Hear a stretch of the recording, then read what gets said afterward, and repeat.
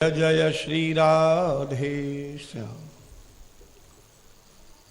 शरणागत वत्सल भक्त वत्सल अनंत कल्याण गुणगण निलय सकल हेय प्रत्यनीक परमात्मा श्री कृष्णचंद्र भजेंद्र नंदन की मंगलमयी अनुकंपा, भगवती भागीरथी की करुणा एवं पूर्व पुरुषों के पुण्य के फलस्वरूप प्रवर्तमान इस मंगलमय सत्संग सत्र में विराजे हुए भगवत कथा रस पिपासु सकल वंदनीय जिज्ञासु वृंद, भक्तिमयी स्नेहमयी वंदनीय माताएं, श्रद्धेया बहनें, बेटियां, आज अवसर मिला है उसका सुंदर लाभ उठावें। एक तो गंगा का तट, दूसरे तपोभूमि, तीसरे बड़े बड़े संत और मनुष्यों की कर्म भूमि इस दिव्य गीता भवन में भगवत चर्चा पर कुछ विचार करें। प्रश्न ये है कि मानव जीवन का मुख्य उद्देश्य क्या है और उस उद्देश्य की प्राप्ति किस साधन से हो सकती है, क्योंकि जब तक साधन नहीं होगा तब तक साध्य की प्राप्ति नहीं हो सकती। और साधन को जब विचार किया शास्त्रों ने तो धर्म के अतिरिक्त और कोई साधन नहीं है। और धर्म क्या है ये विचार करना बड़ा कठिन है। महाभारत के वन पर्व में यक्ष और युधिष्ठिर का संवाद है, तो उन्होंने लगभग 126 प्रश्न किए हैं। उनमें अनेक प्रश्न बड़े ही प्रसिद्ध हैं, जिनमें 4 प्रश्न ये हैं कि कह मोदते किमाश्चर्यम कह पंथा काच वार्तिका। ये सबके मतलब की चीज है। उन्होंने पूछा कि हे यक्ष ने कहा, हे धर्मराज, आप ये बताइए कि संसार में सुखी कौन है। ये कठिन प्रश्न है। There is not a complete definition of your happiness. आप नहीं बता सकते आनंद क्या चीज है। किसी को खाने में आनंद है, किसी को गाने में आनंद है, किसी को बजाने में आनंद है, किसी को सजने में आनंद है, किसी को सोने में आनंद है। कुंभकर्ण को सबसे अधिक आनंद सोने में आता था। बोलो राधे राधे। 6 महीना सोते थे, कितना आनंद था। बोलो राधे राधे। और इतनी गंभीर निद्रा आवे 6 महीना, उससे बड़ा सुखी कौन। आनंद की क्या परिभाषा है, किसे कहते हैं आनंद, कौन सुखी रहता है, पहला प्रश्न। तो युधिष्ठिर कहते हैं पंचमे हनि षष्ठे वा साकम पचति यद गृहे। आज की परिभाषा में, आज के वातावरण में ये युधिष्ठिर का उत्तर किसी की समझ में नहीं आएगा। पंचमे हनि षष्ठे वा शाकम पचति यद गृहे अनणी चा प्रवासी च सवारिचर मोदते। हे वारिचर, हे जलाशय के स्वामी। कथा शायद आपको याद होगी कि एक बहुत बड़ा तालाब है, निर्मल जल है, पांडव बहुत प्यासे हैं। उन्होंने भाइयों को भेजा जल लेने। वहां जल का जो सुंदर सरोवर है उसका एक स्वामी है यक्ष, वो उनको रोक देता है कि हमारे प्रश्नों का उत्तर दो, तब तुम जल पी लो और ले जाओ। और उत्तर नहीं दोगे तो तुम ये जल न पी सकते हो न ले जा सकते हो। तो चारों भाई थोड़े बल के अभिमानी थे, हट्ठी थे, तो जबरदस्ती जल पीने की कोशिश की। जैसे जल उनके कंठ में गया, सोई वो वहीं पर मूर्छित होकर के निष्प्राण होके गिर पड़े। चारों भाई लौट के नहीं गए। पहले नकुल गए, सहदेव गए, अर्जुन गए, भीम गए, अंत में धर्मराज युधिष्ठिर गए। यद्यपि वो भाई जो मरे हुए पड़े थे उनको देख के उन्हें बड़ा दुख हुआ। फिर उन्होंने देखा कि क्या शकुनी या दुर्योधन ने इस तालाब में विष मिला दिया है, लेकिन हमारे भाइयों के मुख पर कोई विष के लक्षण तो दिखाई नहीं पड़ते। यहाँ कौन यक्ष गंधर्व है जिसने हमारे इन महाबली भाइयों को मारा है। खैर, इस पर विचार बाद में करेंगे, पहले पानी पी लें। देखिए, शरीर की आवश्यकता। तो जैसे ही पानी पीने लगे तो फिर वो यक्ष प्रकट हो गया और कहा, मैंने ही तुम्हारे भाइयों की दशा की है और तुमने भी हमारे प्रश्नों का उत्तर न दिया और जल पीने का प्रयास किया तो तुम भी इसी तरह निष्प्राण हो जाओगे। युधिष्ठिर बड़े विवेकी थे, उन्होंने हाथ जोड़ के कहा, आप प्रश्न कीजिए, मैं यथामति उत्तर दूंगा। तो अनेक प्रश्न किए। वायु से तेज कौन चलता है? सोते समय भी आंख कौन नहीं बंद करता है? जन्म लेने के बाद भी कौन चेष्टा नहीं करता है? अनेक प्रश्न हैं। जन्म लेने के बाद अंडा चेष्टा नहीं करता है, सोते समय मछली आंख बंद नहीं करती है, मृत्यु के समय सबसे बड़ा सहयोगी साथी कौन है? ये सब प्रश्न है वहाँ। उसमें ये प्रश्न है कि संसार में सबसे ज्यादा सुखी कौन है?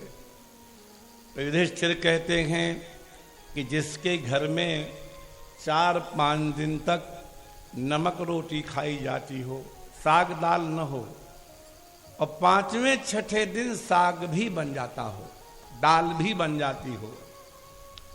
पंचमे हनि षष्ठे वा, 5वें दिन या 6ठे दिन शाकम पचत यद गृहे, जिसके घर में साग भी बनता हो, शेष दिन सूखी रोटी खाता हो, लेकिन उस साग और सूखी रोटी के लिए अंधणी च प्रवासी च सवारी चर मोदते, उस भोजन के लिए उसे ऋण न लेना पड़ता हो और परदेश न जाना पड़ता हो, उससे अधिक संसार में सुखी कोई नहीं है। और इसका अनुभव वो लोग करते होंगे जो अपनी जन्मभूमि को, कुटुंब को, परिवारीजनों को छोड़ करके बाहर ही जीवन जीते हैं, कैसे दब के रहते हैं, कैसे सहन करके रहते हैं, ये वही समझ सकते हैं जिन्होंने परदेश निवास किया हो। हम लोगों को तो बड़ा ही अनुभव है, जन्म से लेकर के अभी तक जन्मभूमि में शायद 10 साल भी न रहे होंगे। बिल्कुल सही कहा।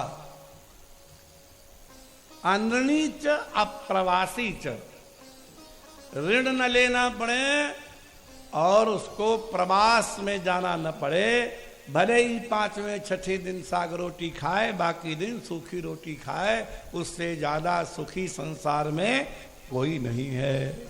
युधिष्ठिर, आज भले ही ये बात लोग न माने, आज तो भोजन करने के लिए वो अमेरिका जा रहे हैं, हाँ, 12-18 घंटे सिकुड़े बैठे रहते हैं हवाई जहाज में, क्योंकि युग धर्म प्रधान हो गया है, धर्म प्रधान नहीं रहा। कलयुग का लक्षण बताते हुए भगवान वेदव्यास कहते हैं, वित्तमेव कलौ निर्णाम जन्माचार गुणोदय। जब ये कुलीन है कि नहीं, ये सदाचारी है कि नहीं, ये गुणवान है कि नहीं, ये निर्णय जब धन के आधार पर होने लग जाए तो समझ लेना कि कलयुग आ गया है। आज कौन गुणवान है? बोलो राधे राधे। जिसके पास धन है। आज कौन कुलीन माना जाता है? जिसके पास धन है। आज कौन जो है सदाचारी माना जाता है? जिसके पास, हाँ, कुंभ के मेले में जिसका सबसे बड़ा पांडाल, वो सबसे बड़ा महात्मा। बोलो राधे राधे। सत्य है कि नहीं? बोलो ना। जब ये निर्णय धन करने लगे, वो जमाना दूसरा था। यमुना के जल में डूबा हुआ सौभरी नाम का महात्मा उसी जल के अंदर तप करते करते सफेद पड़ गया। 6 घंटा गंगा जी में डूब के देखो कैसो शरीर रह जाएगा। और जिसने हजारों वर्ष यमुना के जल में डूब करके तपस्या की हो, बाल उड़ गए, खाल सफेद पड़ गई, शरीर विचित्र हो गया, और इंद्रियां इतनी प्रबल हैं, उस महात्मा ने यमुना जल में मछली का गृहस्थ सुख देख लिया। बोलो राधे राधे। मनुष्य का नहीं देखा, किसका देखा? हाँ, मछली काली गाजर का हलवा बना के अपने मछला के लिए लाई, लो स्वामी खाओ। सौभरी ने सोचा हमारी जिंदगी तो बर्बाद हो गई, बेकार ही चली गई। यमुना से निकल पड़ा महात्मा और निकल करके लोगों से कहा कि मैं विवाह करना चाहता हूं, कोई अनुकूल कन्या हो तो बताओ। तो उनके शरीर को नीचे से ऊपर देख करके लोग घृणा करें, ये ब्याह करेगा मरणासन्न महात्मा सड़ियल। तो किसी ने उपहास कर दिया कि पृथ्वी के सबसे बड़े राजा मानधाता की 50 पुत्रियां हैं, तुम उन्हीं के पास चले जाओ और एक पुत्री मांग लो। वाह! तुरंत राजा मानधाता के पास पहुंचे। सौभरी महात्मा को देख करके तुरंत राजा ने उठ करके दंडवत किया, पूजन किया, पाद्य अर्घ दिया। आओ महाराज। कैसे दर्शन दिए? अगर उस समय धन की महिमा होती तो उनको कोई एंट्री देता उस सभा में? घुस ही नहीं पाते। कितने भागवत तो शास्त्र तुमको याद हो, कितने बड़े तुम पंडित विलक्षण हो, लेकिन तुम्हारे पास मर्सिडीज और इनोवा नहीं है तो तुमको बड़ी सभा में घुसने नहीं दिया जाएगा। मर्सिडीज से उतरोगे तो द्वारपाल भी कहेगा आइए बाबूजी। क्या अनुभव है आपका? लेकिन सौभरी महात्मा को किसी ने नहीं रोका। आप लोगों ने भागवत अनेक बार शायद सुनी होगी, तो भागवत की कथाओं में ज्यादातर विद्वान लोग सुदामा जी के आने पर जो है द्वारका में खूब गाते बजाते हैं, अरे द्वारपालो कहो जा हरि से कि दर पर सुदामा गरीब आ गया है। बड़े गाने प्रसिद्ध हैं, तो आपने सुने जरूर होंगे। लेकिन ये मनोरंजन की दृष्टि से ठीक है, भागवत में कहीं द्वारपालों की गणना नहीं है। वहां तो संत और ब्राह्मणों का प्रवेश अप्रतिहत था, कोई चला आओ। तीन गुलमान नतीयाय तिस्र कक्षास्त्र सद्विज। उस ब्राह्मण ने 3 द्वार और 3 आंगन पार किए। साधना करने के लिए बहुत सत्संग की आवश्यकता है। ये 3 द्वार और 3 आंगन हैं क्या? आप कभी यदि वृंदावन जाएं, अवसर मिले, ज्यादा दूर श्रीरंगम की नहीं कहेंगे, वो तो बहुत दूर है, लेकिन वृंदावन में जाएं तो आप यदि रंग मंदिर में जाएंगे, श्री रंग मंदिर है, सोने का खंभा है वहां, यदि आप वहां जाएंगे और आप भगवान का दर्शन करना चाहेंगे तो आपको 3 द्वार और 3 आंगन पार करने पड़ेंगे। चौथे में मिलेंगे भगवान। कभी जाओ तो गिनना। राधे राधे। ये 3 द्वार क्या है? ये तीनों गुण हैं, सत्व रज और तम। और 3 आंगन क्या है? ये 3 अवस्थाएं हैं, जागृत, स्वप्न और सुषुप्ति।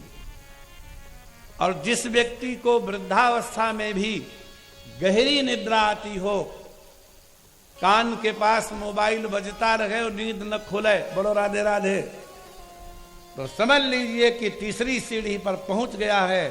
थोड़ी साधना और करेगा तो भगवत प्राप्ति निश्चित होगी। भगवान की प्राप्ति का सबसे सरल लक्षण यह है कि आपको बुढ़ापे में बिना गोली खाए गंभीर निद्रा आती है कि नहीं।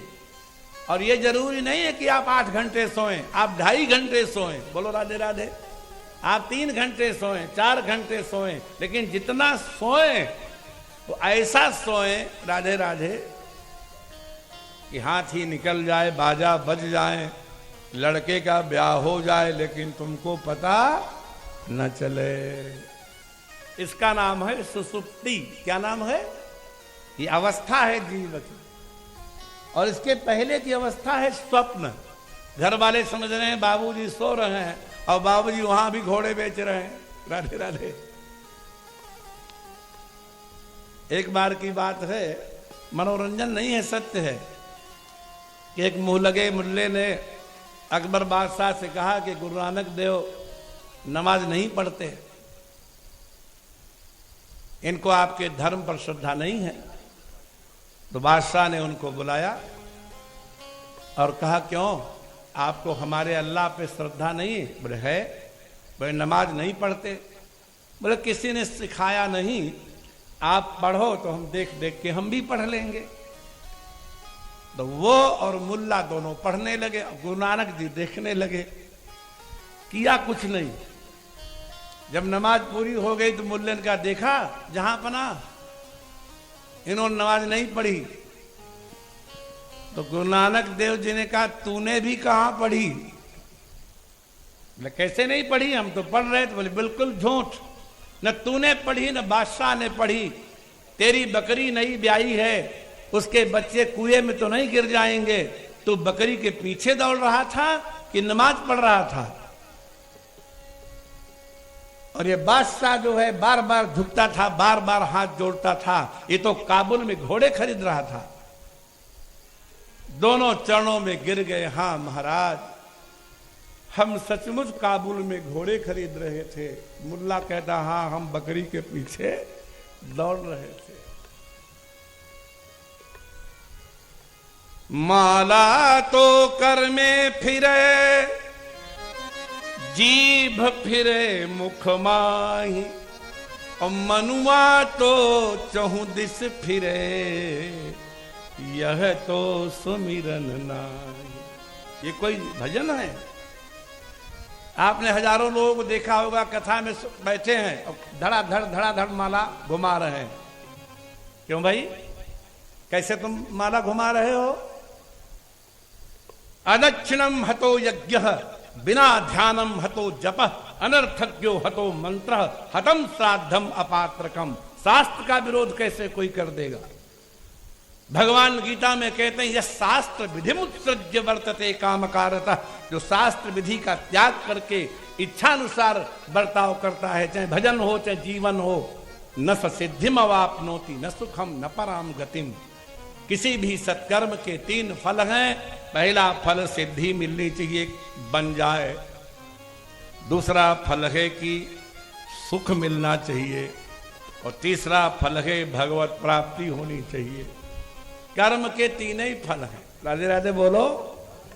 हाँ, लक्ष्मण जी को प्रभु राम ने समझाया, भवन भरत रिपुसूदन नाही, भवन भरत रिपुसूदन नाही। भरत जी और शत्रुघ्न जी यहां नहीं है, और राव वृद्ध और पिताजी हमारे बूढ़े।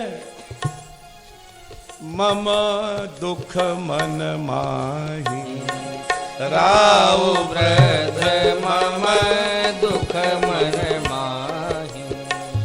मैं ले जाऊं तुम ही बनसा था, मैं ले जाऊं तुम ही बनसा था। हुई है सब विधि अवध अनाथा, हुई है सब विधि अवध अनाथा। जासुराज भैया लक्ष्मण, जिसके राज्य में प्रिय प्रजा दुखारी, जासुराज प्रिय प्रजा दुखारी। सोनप अवसी नरक अधिकारी, सोनप अवसी नरक अधिकारी। भगवान राम ने लक्ष्मण जी को उपदेश किया धर्म का, कि घर में भरत शत्रुघ्न नहीं है, वो ननिहाल गए हैं, और पिताजी अत्यंत बूढ़े हैं और हमारे दुख में बहुत ही व्याकुल हैं, और हम तुमको लेकर वन चले जाएंगे, अयोध्या अनाथ हो जाएगी। जिसके राज्य में प्रजा अनाथ है, दुखी है, वो राजा नरक को जाता है। पिताजी को नरक से बचाओ भैया, तुम यहीं रहो। तो लक्ष्मण जी कहते हैं कि हे प्रभु, धर्म का उपदेश किसको करना चाहिए? क्योंकि लक्ष्मण तो आचार्य है ना, रास्ते चलते किसी को कथा नहीं सुनानी चाहिए, रास्ते चलते धर्म का उपदेश नहीं करना चाहिए। जब बहुत कोई श्रवण करना चाहे तब सुनाना चाहिए। शास्त्र गलियों में फेंकने लिए थोड़ो है। कई बार ऐसा होता है, एक बार हम अपने एक रिश्तेदार की बारात में गए, अपनी बातें भी याद आ जाती हैं, तो वहां बारातियों लोगों ने कहा कुछ सुनाइए कुछ सुनाइए, तो जानते थे कुछ सुना लेते हैं। तो मैंने कहा ऐसे रास्ते चलते नहीं सुनाते हैं। अरे बोले कैसे नहीं सुनाते, सुनाइए। तो मैंने ठीक है, बढ़िया सा एक मंच बनाइए, बढ़िया माइक लाइए, सामने दरी बिछाइए, सब लोग श्रद्धापूर्वक बैठिए, तो हम तुमको जरूर सुनाएंगे। अरे अब हम ये व्यवस्था कहाँ से करें, हमके तो फिर बिना थाली के भोजन कैसे होगा। बोलो राधे राधे। सब नाराज हो गए कि आप बहुत ज्ञानी हैं और हमको ऐसा कहते हैं, जबकि भगवान स्वयं कृष्ण से कहते हैं इदम ते ना तपस्काय ना भक्ताय कदाचन नटा शुश्रूषवे वाच्यम न चो माम अभिद्रुह्यति। हे अर्जुन, ये तुमको ये गीता याद भी हो गई हो तो उसी को सुनाना जो तपस्वी हो, उसी को सुनाना जो सुनना चाहता हो, उसी को सुनाना जो मेरा भक्त हो। बोलो राधे राधे। 3 कंडीशन लगा दिया। इदम ते ना तपस्काय, अतपस्काय ना, जो तपस्वी नहीं उसको नहीं, और न अभक्ताय, और जो भक्त नहीं उसको भी नहीं, और न च अशुश्रूषवे, और जो सुनना नहीं चाहता उसको भी नहीं, कभी नहीं सुनाना चाहिए। तुलसी की कथा में भी माता पार्वती को प्रभु कहते हैं कि यह न कहिय सठही हठ सीलही, यह न कहिय सठही हठ सीलही, जो मन लाई न सुन हरि लीलही, जो मन लाए न सुन। भगवान की लीला को बड़े मन से कोई सुनना चाहे तब सुनाना चाहिए, नहीं तो ग्रंथ रखे पढ़ लो। गुरु की जरूरत क्या है, उपदेशक की जरूरत क्या है। इसलिए लक्ष्मण जी ने भगवान से कहा पहले ये बताइए धर्म का उपदेश करना किसको चाहिए, जो आप हमें धर्म समझा रहे हो कि हमारी प्रजा नरक को चल जाएगी, पिताजी बहुत बूढ़े हैं, हमको यही रहना चाहिए, धर्म ही का उपदेश कर रहे हो ना।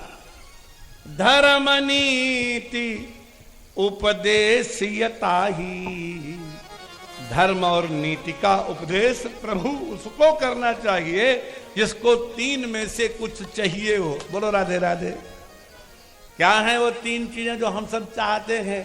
कीरति सुगति भूति भली जाहि, कीरति सुगति भूति भली जाहि। ज्यादातर लोग कीर्ति चाहते हैं, यशोर्थे धर्म सेवनम। ज्यादातर लोग भगवत प्राप्ति भी चाहते हैं, और ज्यादातर लोग धरती में जब तक हैं तब तक खूब सुख और संपन्नता चाहते हैं। बोलो सत्य है कि नहीं? हमारे पास संसार के सारा ऐश्वर्य भी हो, हमारा दुनिया में नाम भी हो, और मरने के बाद हमको भगवत प्राप्ति भी हो। लक्ष्मण जी कहते हैं हमको अपयश लेना मंजूर है, हमें कोई सुख नहीं चाहिए। और सचमुच माता सुमित्रा ने कहा पुत्र जा तो रहे हो राम जी के साथ, लेकिन काम क्रोध ईर्षा मद मोहू ऐसी माता कहां मिलेगी? कामना के, क्रोध के, ईर्ष्या के, मद के और मोह के जन सपने हूं इनके बस होवू, स्वप्न में भी तुम्हें विकार नहीं आने चाहिए। लक्ष्मण जी ने मन में विचार किया कि माता की आज्ञा तो वेदाज्ञा से बड़ी होती है, जब तक हम जागृत हैं इन विकारों को ध्यान रखेंगे, लेकिन सोने के बाद अगर स्वप्न में आ गए तो प्रतिज्ञा कर ली हम 14 बरस सोएंगे ही नहीं। वो ठीक है कि भरत जी ने एक जो मुट्ठी भर गोमूत्र में उबाल करके खाई, गोमूत्र यावकम शुक्ला भ्रातरम में महावलम, लेकिन लक्ष्मण जी का त्याग का कम है कि 12 वर्ष तक, 14 वर्ष तक उन्होंने निद्रा नहीं ली। जब से पृथ्वी बनी है तब से 2 ही ऐसे महापुरुष हुए हैं जिन्होंने निद्रा पर विजय पाई। पहले श्री लक्ष्मण जी महाराज और दूसरे कुंती नंदन अर्जुन, तीसरा कोई व्यक्ति सुनाई नहीं पड़ता जो निद्रा पर विजय पा गया हो, बिना सोए ही मस्त रहता हो। इसलिए हे मेरे राम, हमें कीर्ति नहीं चाहिए और हमें सदगति भी नहीं चाहिए। हम नरक में जाने को तैयार हैं आपके संग रह के, और हमको संसार का ऐश्वर्य भी नहीं चाहिए। धर्म का उपदेश उसी को करो जो सुनना चाहे, और जब कामना सिर पर आ जाती है तो व्यक्ति भूल जाता है। इसलिए तीनों अवस्थाओं को पार करना बड़ा कठिन है, जागृत, स्वप्न और सुसुप्ति। चौथी अवस्था है तुरीयावस्था, भगवत प्राप्ति।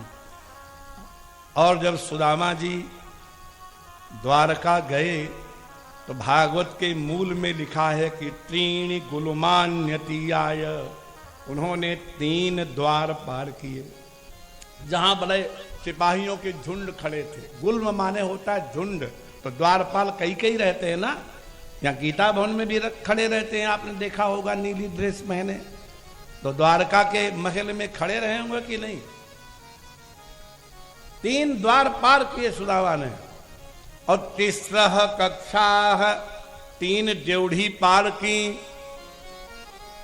अब चौथी आई तो भागवतकार कहते विवेशैक स्तमम श्रीमत् ब्रह्मानंदम गतो यथा, जैसे कोई ब्रह्मानंद पावे। आहा, यही तो बात है। तन्मातरौ निज सुतौ घृणया स्नुवन्त्यौ,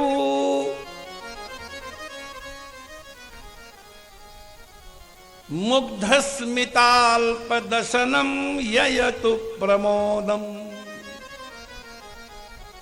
तुरीयावस्था का सुख क्या है, उसका एक वानगी बता रहे हैं। जैसे कोई माता अपने प्रिय पुत्र को गोद में लेकर के स्तनपान कराती है, तो क्षण भर के लिए उस माता को वही सुख प्राप्त होता है जो भगवत प्राप्ति का सुख होता है। और यह अनुभव वही करेगा जो जननी हो कोई। इसे माता यशोदा जब श्री कृष्ण को दुग्ध पान कराती हैं और वो हंस देते हैं, एक बूंद दूध की ओंठ पे लटक जाती है, भगवान मुस्कुराते हैं, 2 दांत दिखाई पड़ते हैं, तो माता को प्रमोद वो होता है जैसे ब्रह्मानंद हो गया। तुरीयावस्था। आपने शायद भागवत में एक कथा सुनी हो कि भगवान का और यशोदा मैया का कमिटमेंट हुआ। कमिटमेंट किसे कहते हैं अंग्रेजी में? कमिटमेंट कहते हैं माने बात, सौदा पक्का। क्या हुआ? हाँ, क्या सौदा हुआ कि तो दूसरों घर में खाता है और हमारे घर में नहीं खाता। तो मैया ने जब ये उलाहना दिया तो भगवान बोले कि मैया ये गोपी तो मोए बुलाए बुलाए के खमा में, और तू तो कबू खाए को दे ही ना है। तो जब तू दे ही ना है तो हम कैसे खाएं? अरे तू मांग ना सके ना है मैया, मैं मांग के ना खाऊं। जो मोए प्रेम से खवाएगो हम तो वाई के खाएंगे। तो मैया बोली लाला मैं तेरी मैया हूं और तू मेरो लाला है, मोटे तो मांग लियो करना। तो भगवान ने कहा अच्छा ठीक है मांग लूंगा, लेकिन 2 कंडीशन है, 2 शर्त है। बोले क्या क्या? बोले जो मांगूंगो सो देगी और जब मांगूंगो तब देगी। बोलो राधे राधे। ये 2 बातें मानोगी तो हम तुम्हारे घर में खाएंगे। कमिटमेंट हो गया, लिखा पढ़ी हो गई। तो एकदा, एक दिन की बात है, मैया यशोदा ने मन में विचार किया कि श्याम सुंदर को ये मांगेगो तो अपने हाथ से निकाल के ताजो माखन खवावे। तो एकदा गृहदासीसु यशोदानंद गेहिनी कर्मांतर नियुक्तासु निर्ममंथ स्वयं दधी। हमारे गुरुजन कहते हैं कि कितना धन भगवान दें, लेकिन रसोई घर में और पूजा घर में सेवक को नहीं भेजना चाहिए। वो गृहिणी करे या घरवाला करे या बधू करे या पुत्र करे या पोता पोती करे, लेकिन उसमें सेवक नहीं जाना।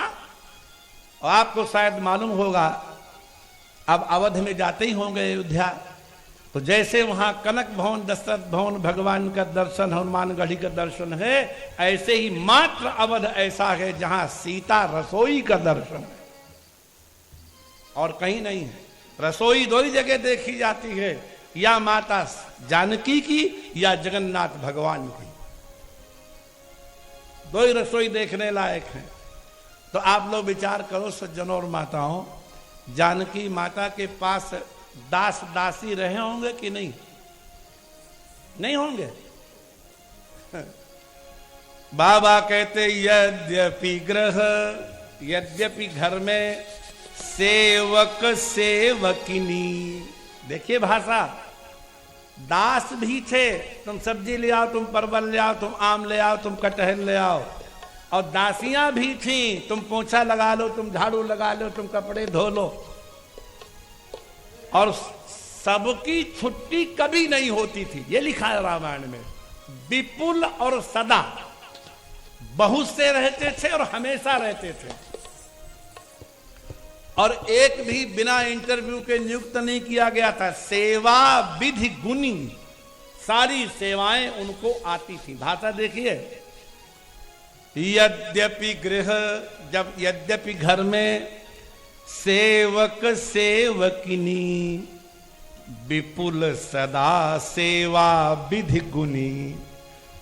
लेकिन इन बहनों में पता नहीं अपने आप भोजन कोई बनाई है कि नौकरे चाकर बनाते रहे हों, क्योंकि गीता भवन में ज्यादा बड़े लोग आते होंगे। बोलो राधे राधे।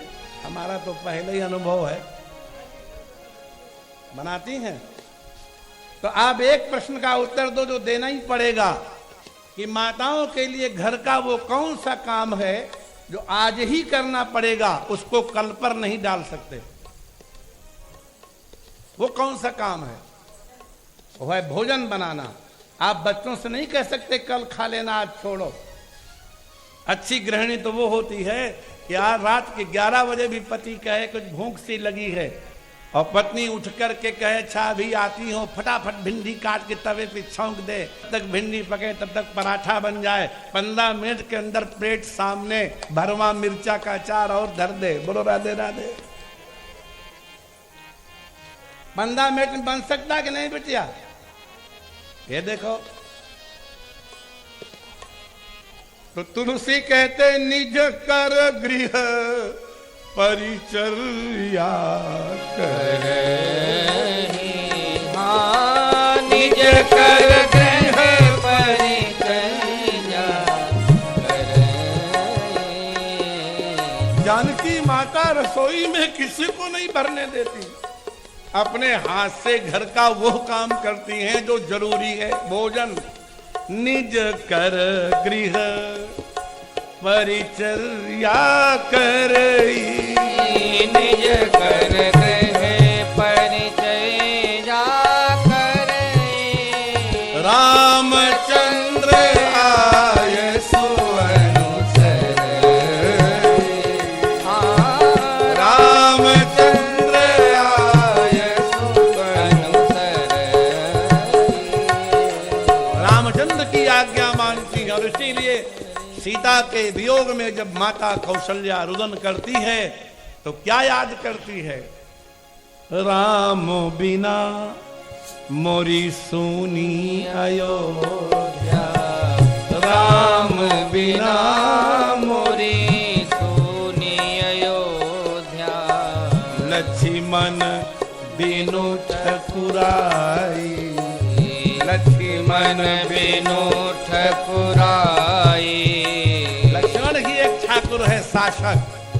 मंथरा गाल फुला के आई तो कैकेयी कहती लगता है तू आज लक्ष्मण के हत्थे चढ़ गई।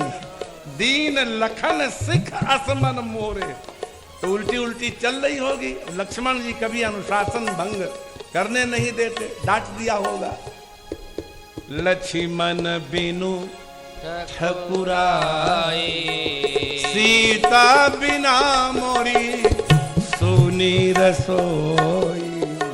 सीता बिना मोरी हो, सीता बिना मोरी सुनी रसोई। महल उदासी आजो मोहे रघुबर की सुध आई। आजो मोहे रघुबर की सुध आई।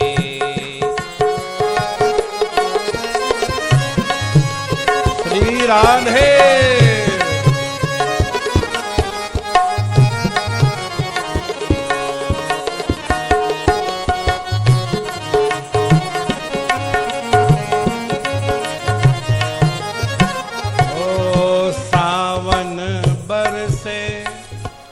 भादों गरजे सावन बरसे भादों गरजे।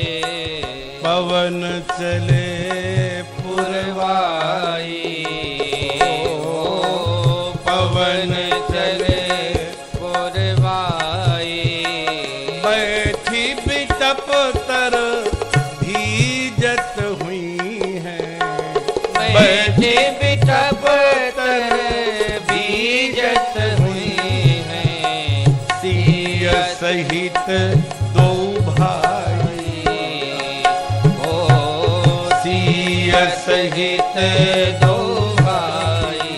आजो मोहे रघुबर की सुध आई। आजो मोहे रघुबर की सुध आई। आगे आगे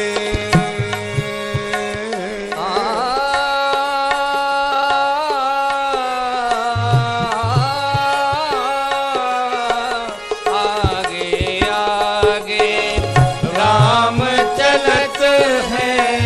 आगे आगे राम चलत है। पीछे लक्ष्मण भाई। ओ पीछे लक्ष्मण भाई। राम के पीछे हो राम के पीछे चलत जानकी। राम के पीछे चलत जाने की। विपत्ति कही नहीं जाई। आजो मोहे रघुबर की सुध आई। आजो मोहे रघुबर सीता बिना मोरी सुनी रसोई। इसलिए गृहिणी का धर्म है कि वह रसोई स्वयं बनावे। इसलिए एक दिन यशोदा मैया ने दासियों से कहा कि तुम गोबर कर लो, तुम चारा कर लो, तुम लीप लो, तुम लकड़ी ले आओ। कृष्ण के लिए दही मैं स्वयं निकालूंगी। निर्ममंथ स्वयं दधी मूल में लिखा है ना। एकदा गृहदासीसु यशोदानंद गेहिनी कर्मांतर नियुक्तासु। अन्य कर्मों में लगा दिया सब दासियों को। वो कह रही थी मैया मैं मत दूं। नहीं नहीं जा तू काम कर ले। निर्ममंथ स्वयं दधी। पुराने जमाने में माताएं काम करती थी, भोजन बनाती थी, धान कूटती थी, चकिया पीसती थी। तो उस समय माताएं भगवत भजन गाती थी। और गर्भिणी माता जब भगवान भजन गाती थी, चकिया पीसते पीसते, तो वो पुत्र जन्म लेते ही वो भजन गाने लगता था। ये कहानी नहीं, ये सच्ची बात है। आज कहां कोई भजन गा रहा है। कोई नई पीढ़ी में तो सब भूल ही गए। गाएंगे तो कोई फिल्मी गाना गाएंगे। Bathroom singer. चकिया तो पीछेंगे नहीं। मिलो न तुम तो हम घबराएं, मिलो तो आंख चुराएं, हमें क्या हो गया है। लेकिन पहले माताएं जब गाती थीं, काम करते करते यूं चकिया पीसती थीं और दाना डालती जाती थी और गाना गाती थी। सुना होगा किसी ने, अति वृद्ध होंगे तो। नटवर नागर नंदा गोविंदा, नटवर नागर नंदा भजो रे मन गोविंदा। श्याम सुंदर मुख चंदा भजो रे मन गोविंदा। तू ही नटवर तू ही नागर तू ही नटवर तू ही नागर तू ही बाल मुकुंदा भजो रे मन गोविंदा। नटवर नागर यही लिखा है भागवत रे में। मन गोविंदा। यानी यानी है गीतानी दद बाल चरितानी च, जो संतों ने, ऋषियों ने, मुनियों ने भगवान कृष्ण के बाल चरित गाए हैं। दधि निर्मंथने काले, जब मैया दही मथ रही थी तो स्मरंती तान्य गायत। दही मथते समय यशोदा मैया ऋषियों के द्वारा गाए हुए कृष्ण के चरित्रों का गान करती है। और ये दही जो होता है ना, माखन, इसका भी स्वभाव होता है। कभी इसका मुंह आ जाए तो 4 मथानी में ही फट से निकल आवे, और कभी रूठ जाए, आहा, ठंडो पानी डालो, गर्म पानी डालो, धूप में रखो, कितनो पटाओ, लेकिन रूठ गयो तो फिर वैसो ना ही निकले, लिबलिबो सो निकले, ले ही जैसो। हमारी अम्मा छोटे पे मर गई थी ना, तो हम पिताजी सब करते तो देखते थे, इसलिए हमको मालूम है। अब जो माखन कृष्ण के लिए मथा जा रहा हो, उस माखन को भी जल्दी है कि जल्दी आवे और भगवान का भोग बने। तो बिल्कुल माखन आ ही रहा है। इतने में कमिटमेंट था, जब मांगूंगो तब देगी, जो मांगूंगो तो गृहीत्वा दधि मंथानम। आप लोगों ने शायद किसी ने तो देखा ही होगा, माताएं खड़े खड़े मथती थी, बड़ी बड़ी मथानियों के डंडे होते थे, 15-15 सेर दही एक एक मटके में होता था, छर्र छर्र आवाज आती थी। पड़ोसी भी जानता था इनके घर में दही मथा जा रहा है। ऐसा सीन किसी ने देखा कि नहीं? हाँ? बैठ हम खड़े वाले की बात कर रहे हैं, देखा है? एक आधे तो भैया बताओ। हाँ देखा है। जानते हैं, जब नंद बाबा के पास उद्धव जी आए तो जाड़े का महीना था, कुंडी अंदर से बंद थी, अंधेरा था। आप लोगों का ऐसा कोई मित्र है, हाथ उठाना, कि बहुत दिन के बाद मिले तो रात भर बातें करो और बातें खत्म न हो और सुबेरा हो जाए? किसी का नहीं है ऐसा? है? माताओं के तो बहुत होंगे।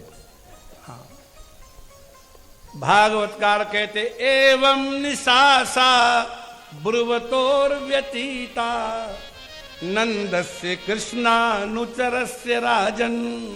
हे राजा परीक्षित, वो पूरी रात नंद बाबा और कृष्ण के अनुचर उद्धव की बात होते होते ही बीत गई। उद्धव जी को कैसे पता लगा सवेरा हुआ है? घड़ी तो थी नहीं। बोले, गोप्य समुत्थाय निरूप्य दीपान वास्तुं समभ्यर्च्य दधीन्य मथनन। गोपियां ब्रह्म मुहूर्त में उठ करके स्नानादि करके वास्तु पूजन करके जब दही मथने लगी और छर्र छर्र की आवाज पूरे चारों मोहल्लों में आने लगी, तब उद्धव जी को पता लगा कि अब तो सवेरा हो गया है। वो था भारतवर्ष। गोप्य समुत्थाय, गोपियां उठ गई, निरूप्य दीपान, अंधेरा था, दीपक जलाए, वास्तु समभ्यर्च्य, अपने कुल देवताओं की पूजा की और फिर दधी मथनन, फिर दही मथने लगी। और जब दही मथने लगी, यशोदा मैया के पास नंद नंदन आए और पकड़ लिया मथानी का डंडा। मैया मैं भूख लगी है, दूध पिवाई दे। अरे मैया बोले रुक जा रुक जा, 4 मथानी और मारवे दे, आयवे को है। देख मैया तूने कही जब मांगूंगो तब देगी। अरे लाला भूख लगी तो चलो जा, बड़ी मैया से गैया को दूध लेके पी ले। नाय नाय मैं गैया को नाय भावे, मोए तो मैया ही को भावे, मैया को पीऊंगा। ऐसा तस्य निर्बंधम दृष्टवा, आहा, पुत्र के इस आग्रह को देख करके सुधा मैया ने मथानी की रस्सियां छोड़ दी। अब बैठी नहीं, खाए पिए घर की थी, ठीक ठाक, कोई डाइटिंग थोड़ो करती थी। आजकल की लड़कियां 0 फिगर के चक्कर में हड्डियां निकाले रही थी, वो जमाना नहीं था। तो खड़े खड़े उठा लिया। तम अंकमारूढ़ अपायस्तनम, अंकम आरूढ़म, गोद में चढ़ाया। बोलो राधे राधे। और खड़े खड़े दूध पिलाने लगी। तो स्नेह स्नुतम सस्मितमीच्छति मुखम, दूध भी पिला रही है, मुख का दर्शन भी कर रही है। ब्रह्मानंद की प्राप्ति हुई। तब भगवान जान गए कि इस सुख में माता पहुंच गई है। ये खड़े खड़े कहीं गिर पड़ी तो इसके शरीर में बहुत चोट लग जाएगी। तो दूध पीते पीते अग्नि देवता को इशारा कर दिया। और वहां तमाम मटकियों में दूध उबलता ही रहता था, बहुत दूध होता था। तो दूध उबल उबल के बाहर गिरने लगा, बड़ी जोर की आवाज आने लगी। तो क्यों बेटिया, गोद में पुत्र हो और दूध पिला रहे हो और दूध चढ़ा हुआ चूल्हे पे उफनने लगे, तो सारा दूध उफन जाने दोगी कि लड़के कोई पटक दोगी? बोलो क्या करोगी? पहले दूध बचाएंगे। हाँ, लड़का तो फ्री मिल ही जाएगा। जैसी आप हो वैसी यशोदा मैया, वो अलग से थोड़ो थी। तो भगवान सुखदेव कहते हैं अतृप्तम उत्सृज्य, उत्सर्ज में से पकड़ी हुई चीज यूं छोड़ दो। नीचे हाथ लगाए थी, फट से हाथ हटा लिए। गोल मटोल न हो तो बड़ी चोट लग जाती। लेकिन खाओ पियो छोरा, ज्यादा चोट नहीं लगी, लेकिन गुस्सा आया। किसको? संजात कोपस्फुरितारुणाधरम संदस्य दद्भिर दधिमंथ भाजनम भित्वा मृषासुर दृश दस्मना रहो जघास यंगव मंतरम गत। भगवान को क्रोध आ गया, ओंठ फड़कने लगे, दांत से ओंठ काटा। और पुराना जमाना था तो मैया के घर में सिलबट्टा था। सिलबट्टा जानते हो बेटिया? नीचे वाला सिल और ऊपर वाला। आप लोगों में शायद कोई ऐसा नहीं होगा अब जो साबुत हल्दी मंगवाता हो और उसी पे कूट कूट के पीसता हो। इससे सब पिसी पिसाई है। ये रोग 100 रोग तो इसलिए हो गए हैं, कुछ काम नहीं करना पड़ता। जो माता 2 सेर गेहूं रोग पीसेगी 100 वर्ष तक उसे कोई रोग नहीं हो सकता। पुराने जमाने में यही होता था। अब साबुत हल्दी चिकनी करने में कितनी शक्ति लगेगी? 10-10 मिनट 20-20 मिनट माताएं रगड़ती रहती थी। और उस मसाले की जब घुइयां बनती थी तो बैकुंठ हाथ ही भर रह जाता था। खाने वाले भी कहते थे वाह क्या बना है।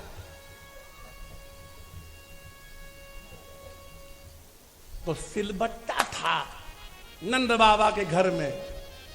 तो भगवान ने क्या किया? दृश दस्मना, वही बट्टा उठाया और जो मटका मथ रही थी उसी पे मारा भजाक से। क्योंकि अभी तक तो गोपियों के फोड़ते थे, मैया को तो फोड़ो ना है। तो या का पतो कितनो दर्द होए जब मटका फूटे। बोलो राधे राधे। और अंदर वाली कोठरी में घुस गो और ताजा मक्खन जो रखा था हनुमान जी को बुलाया और निकाल निकाल के उनको खिलाने लगे, खुद खाने लगे। और मैया दूध में पानी डाल के अग्नि कम करके ढक्कन लगाए कि आई तो मटका फूटो परो 15 सेर दही पूरो आंगन दही दही। बोलो मैया गुस्सा आयो होगो कि नहीं आयो होगो? तो मैया ने डंडी उठाई और डंडी छिपा ली पीछे। अब बोले कृष्ण क्वासी, अरे तू कहां है? करो सिकिम पितरिति, अरे मेरे बाप तू क्या कर रहा है? तो मैया जब बेटे को बाप कहे तो खुश है कि नाराज है? हे मेरे पिताजी तुम कहां हो? तो कृष्ण क्वासी करो सिकिम पितरिति श्रुत्वैव मातुर्वचः सासंकम नवनीत चौर्य विरतो विश्रम्यताम ब्रवीत।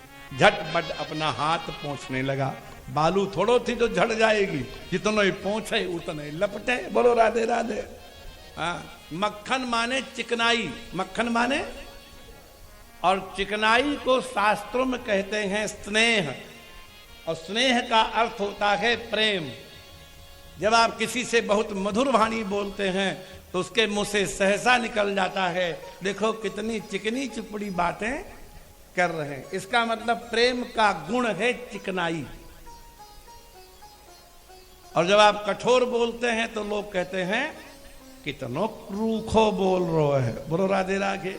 एक रूखी रोटी, एक चुपड़ी रोटी। बोलो राधे। अंतर होएगो कि ना होएगो?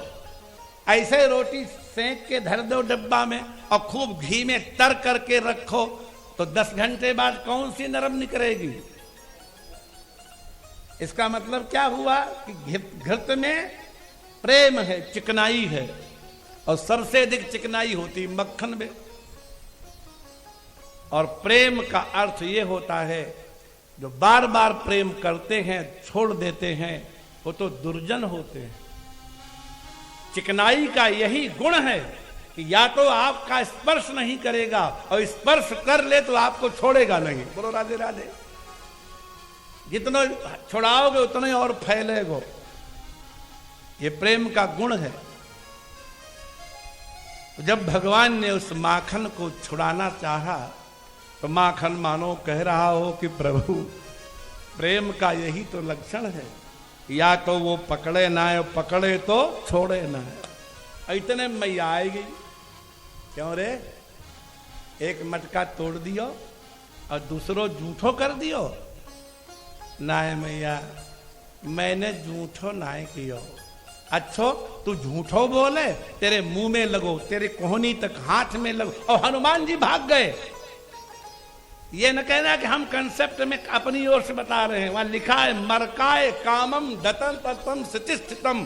बड़े बड़े गोले हनुमान जी लपक लपक के खा रहे थे, लेकिन डंडी देखी तो भगवान से हनुमान जी बोले प्रभु अब तुम निपटो। बोलो राधे राधे। हनुमान जी गए, मैया जाने तुम जानो। उलू खलांघे रूपरि व्यवस्थितम मरकाय कामम ददतम स्थितम। क्या भाषा है। उखली के ऊपर खड़े हैं और हनुमान जी को कामम माने इच्छा अनुसार बड़े बड़े गोले दे रहे हैं उस मटके में से निकाल निकाल के जो सिची माने सीके पे रखा था। ताजा मक्खन हयंगवीन। माताओं के काम की एक बात बताएं, अगर मक्खन आपके घर में रोज होता हो और आपका मन न हो इसको खिलाएं अतिथि को, और ये हो कि दिखा दें, तो मक्खन की सेवा भी हो जाए और मक्खन खर्च भी न हो, उसका एक उपाय है। बोलो राधे राधे।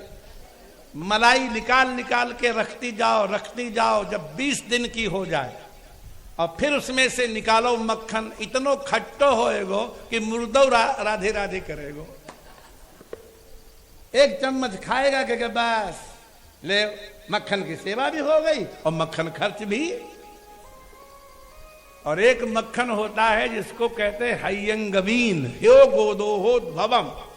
कल रात को जो गाय दुही गई थी तुरंत गर्म करके दूध जमा दिया और प्रातः काल होते ही उसको मथ लिया। इतना मीठा मक्खन होगा, उस मक्खन को शास्त्र में कहते हैं हयंगवीन ह्यो गोदोहोद भवम, कल की गाय के दूध से निकाला गया मक्खन। और वो मक्खन यशोदा मैया अलग मटका में धरती। कोई संत महात्मा ब्राह्मण आएंगे तो खवाएंगी। तो हनुमान जी ने भगवान से कहा कि संतई महात्माओं के लिए है कि हमारा भी है। बोलो राधे राधे। प्रभु अगर मक्खन खिलाना चाहते हो तो हम वही वाले मटके से खाएंगे। बोलो राधे राधे। तो भगवान ने कहा कि तुमसे प्यारा हमारा है ही कौन, आ जाओ। तो हयंगवीनम, जो हयंगवीन रखा हुआ है अलग मटके में, वही निकाल निकाल के हनुमान जी को खिला रहे हैं। मरकाय काम, मर्क माने बंदर, मर्क से ही मरकट बना, बंदर को मरकट कहते हैं। मरकाय कामम ददतम सिचिस्थितम, सीके में स्थित मटके से निकाल निकाल के हनुमान जी को खिला रहे थे। और हनुमान जी भाग गए। मैया ने पकड़ लियो, क्यों रे, एक मटका तूने तोड़ दियो और दूसरो झूठो कर दियो। तो भगवान बोले नाय मैया, मैंने झूठो नाय कियो। तो तू झूठो बोले, मुंह में लगो, कोहनी तक हाथ में लगो। बोले मैया मुंह में तो इसलिए लगो कि मैंने पसीना पोंछ दियो यही हाथ से। बोले हाथ क्यों सनो? तो भगवान कहते हैं कि मातः कंकण पद्मराग महसा पाणिर्ममा तप्यते। हे मां, मारना मत। तुमने जो मुझे कंकण पहनाया है इसमें पद्मराग मणि लगी है, और सूर्योदय जब होता है तो इसमें जलन बचने लगती है। आज ज्यादा हाथ जल रहा था।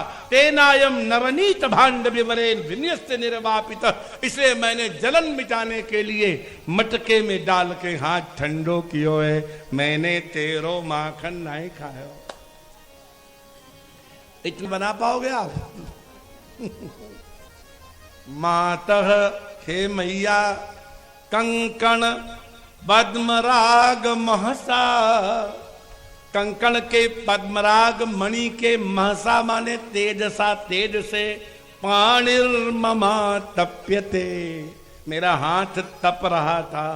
तेनायम नवनीत भांड बिबरे, इसे मक्खन के भांडे के छिद्र में विनियस्य, इसको डाल करके निर्वापितः, इसको थोड़ा शांत। तो मैया बोली क्यों रे, तेरो हाथ ठंडो है गो? तो भगवान में हाओ मैया ठंडो है गो। वो ग्वालियर से लेके मथुरा तक तो हाजी को हाओ कहते हैं। क्या कहते हैं? हाओ। एक सज्जन चेन्नई से आए, ग्वालियर में उतरे, बाई चांस ले प्लेटफॉर्म पर बिजली गुल थी, दिखाई नहीं पड़ा कहीं ग्वालियर लिखा। एक सज्जन से पूछा भैया हमें ग्वालियर जाना था, ये ग्वालियर है? बोले हाओ। उन्होंने समझा ग्वालियर की जगह हाओ में आ गए। जाना था ग्वालियर, पहुंच कहां गए? हाओ। एक और सज्जन से पूछा, उन्होंने भी हाओ कहा। एक थोड़े पढ़े लिखे से दिखे, बोले भाई साहब हमको ग्वालियर जाना था, ये ग्वालियर है? बोले हाँ जी ये ग्वालियर है। बोले जिससे हम पूछते वो हाओ कहता है। बोले जो पढ़े लिखे नहीं होते ना गंवार, वो हाओ बोलते हैं। अच्छा अच्छा, आप पढ़े लिखे हैं? बोले हाओ, हम पढ़े लिखे हैं। बोलो राधे राधे। मातृभाषा। मैया ने पूछा तेरो हाथ ठंडो है वो? बोले हाओ। पीछे से निकाली डंडी और बोली कि हाथ तो ठंडो है गो, लेकिन तू ठंडो ना है वो। भगवान सुखदेव कहते तामात्मयष्टिम भय विह्वले क्षण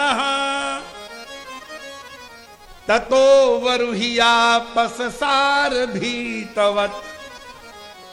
डंडी देख करके भगवान कूद पड़े। और डरे की तरह भागे। अब सज्जन और संत विचार करो, क्या भगवान सचमुच डर गए होंगे? तुलसी बाबा भगवान की निर्भयता का कैसा निरूपण कर। जासु त्रास डर कहाँ डर हो, जासु त्रास डर कहाँ डर हो, जासु त्रास डर कहाँ डर हो, जासु त्रास डर कहाँ डर हो, भजन प्रभाव दिखावत सोई, भजन प्रभाव दिखावत सोई। निगम नेति, इस परमात्मा को निगमों ने नेति नेति कह के निरूपण किया। आप लोग बड़े सत्संग कर चुके होंगे, नेति नेति शब्द कई बार सुना होगा। सुना है किसी ने? क्या होता है नेति नेति? मतलब नहीं तो कैसे? आपने रसगुल्ला खाया है? रसगुल्ला कभी खाया?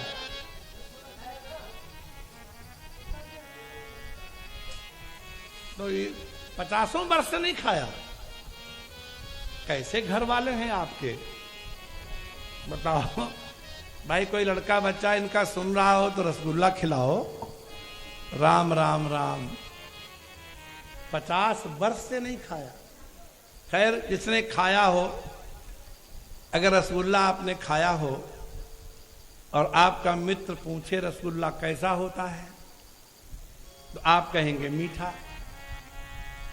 तो अगर वो मीठे को न पहचानता हो तो आपसे अगला प्रश्न करे मीठा कैसा होता है, क्या कह के समझाएंगे?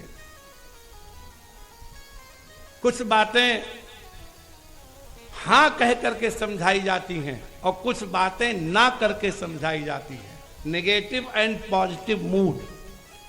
आपको समझाना पड़ेगा रसगुल्ला नींबू जैसा खट्टा नहीं होता है, मिर्च जैसा चरपरा नहीं होता है, नीम जैसा कड़वा नहीं होता है, आंवले जैसा कसैला नहीं होता है, नमक जैसा नमकीन नहीं होता है। इसके अलावा जो होता है वही मीठा होता है। अतत व्यावृत्ति के द्वारा अतीत पंथानम तवच महिमा वांग मनसयो व्यावृत्यायम चकित मभिधत्ते श्रुतिरपि। वेदों से जब कहा गया कि ब्रह्म का निरूपण कीजिए तो ब्रह्म से जो भिन्न था उसका निषेध किया। ये नहीं, ये नहीं, ये नहीं, इतना ही नहीं, नहीं, ये नहीं, ये नहीं, ये नहीं, न इति, न इति, न इति। और यदि आप पॉजिटिव मूड में समझाना का प्रयास करेंगे तो आप गड़बड़ में पड़ जाएंगे। जैसे उदाहरण के लिए कोई अंध संत मिला किसी सेठ को, वन में रहता था, सेठ जी बाई चांस उधर से निकल रहे थे, अंधा साधु तपस्वी दिखाई पड़ा। उनके मन में आया कि इनको भोजन करावें। बोले बाबा आपको हम निमंत्रण करते हैं, कल हमारे यहाँ प्रसाद पाओ। तो साधु ने पूछा आप हमें प्रसाद में क्या खिलाएंगे? तो उनके मुंह से निकला खीर। अब उसने कभी खीर खाई नहीं थी। उसने खीर कैसी होती है? बोले सफेद सफेद। बोले सफेद कैसा होता है? बोले बगुला जैसा। बोले बगुला कैसा होता है? अब चक्कर में पड़ गए। तो उन्होंने हाथ यूं टेढ़ा किया और बगुले की चोंच की तरह उंगलियां यूं उठाई और उस अंधे का हाथ रख के कहा देखो बगुला ऐसा होता है। ये जैसे उसने टेढ़ा हाथ देखा, बोले बाप रे बाप, नहीं भैया ये तो टेढ़ी खीर है, मैं खीर नहीं खाऊंगा, गले में फंस जाएगी। तभी से आप लोगों ने एक शब्द सुना होगा टेढ़ी खीर। सुना है कि नहीं? खीर कैसे टेढ़ी हो जाएगी? कोई बंबू है क्या जो टेढ़ा हो जाएगा? अतर्क्या खलु ये भावानतांस तर्केण योजयेत जिनको शब्द से नहीं बताया जा सकता, उन पदार्थों पर शब्द का व्यापार नहीं करना चाहिए। नहीं तो बताना चाहोगे खीर और बताना लोगोगे बगुला। इसलिए परमात्मा का निरूपण करने के लिए वेदों ने नाना किया। क्या कहा? इसी पर तो फिल्मी गाना बना था, नाना करते प्यार तुम्ही से, कर बैठे करना था इनकार मगर इकरार तुम्ही से। कुछ बातें हां कह के कही जाती हैं, कुछ बातें ना कह के कही जाती हैं। बाबा कहते हैं तुलसी कि भगवान कौन है जिनके पीछे मैया डंडी लेके दौड़ रही है। निगमनेति शिव अंतन पावा, निगमनेति शिव अंतन पावा। वेदों ने जिसको न इति नेति नेति करके निरूपण किया, और शिव जी ध्यान बहुत देर लगाते तब कहीं स्फूर्ति होती है। और ताहि धरे, उस ब्रह्म को पकड़ने के लिए जननी हठी धावा। ताहि धरे जननी हठी धावा, निगमनेति शिव अंतन पावा, निगमनेति शिव अंतन पावा। जिस परमात्मा को वेदों ने न इति करके निरूपण किया, शिव भी जिसका अंत नहीं पाए, बोले कि वह परमात्मा आगे आगे भाग रहा है और माता डंडी लेके दौड़ा रही है। भक्ति का इससे बड़ा और क्या उदाहरण दुनिया में हो सकता है कि ब्रह्म प्रतिपाद्य उपनिषद वेद्य निराकार निर्विकार सर्वव्यापक विभू जो परमात्मा श्री कृष्ण चंद्र ब्रजेंद्र नंदन है, वो सगुण साकार होकर के माता यशोदा को इतना सुख दे रहे हैं, को डंडा लेके दौड़ा रही है और वो कुदर कुदर आगे आगे भाग रहे हैं। मैंने पहले निवेदन किया, मैया थोड़ी मोटी ताजी थी और छोरा बड़ो फुर्तीलो, जल्दी जल्दी भागे तो मैया गई ठक, बोलो राधे राधे, पसीना पसीना हो गई।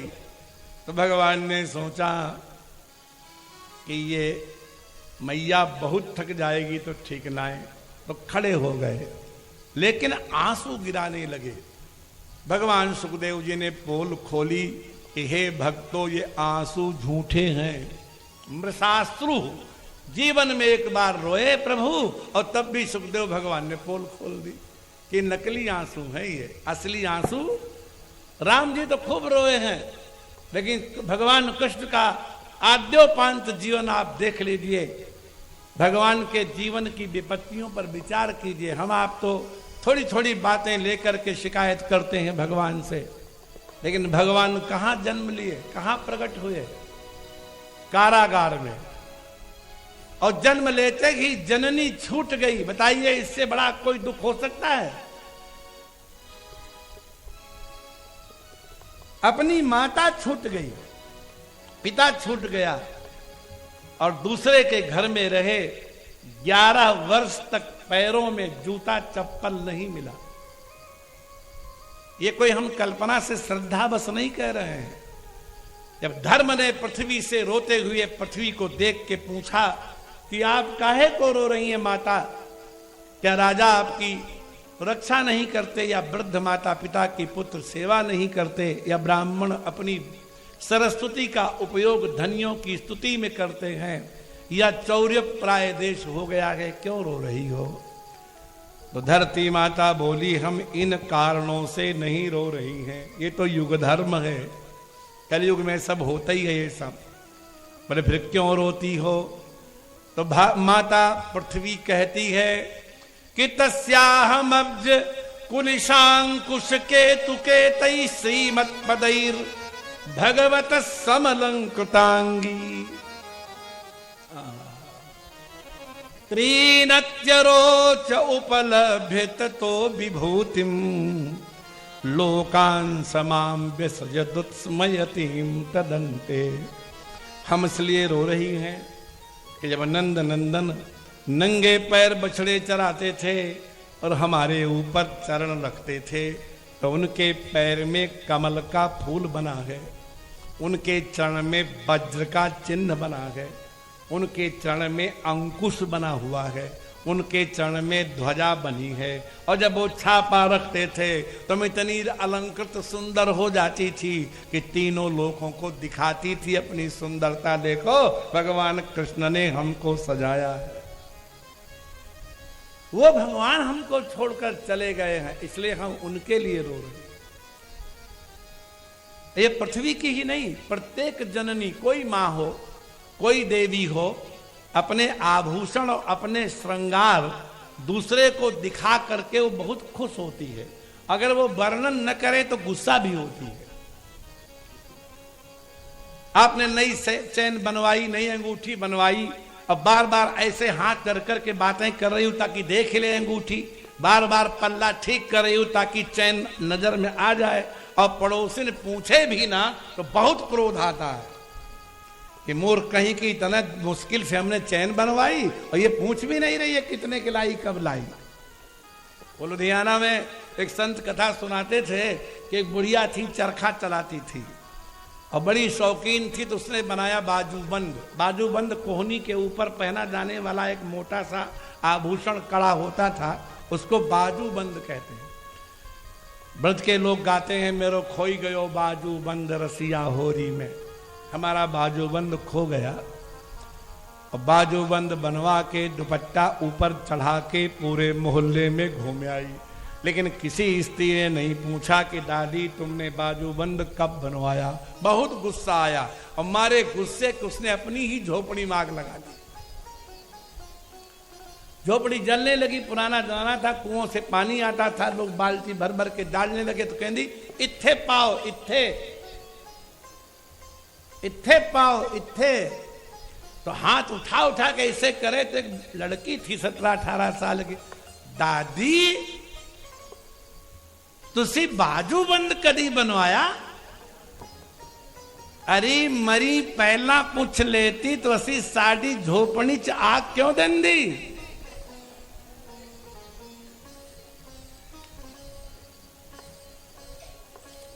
आभूषणों की न पूछो तो बहुत गुस्सा आता है।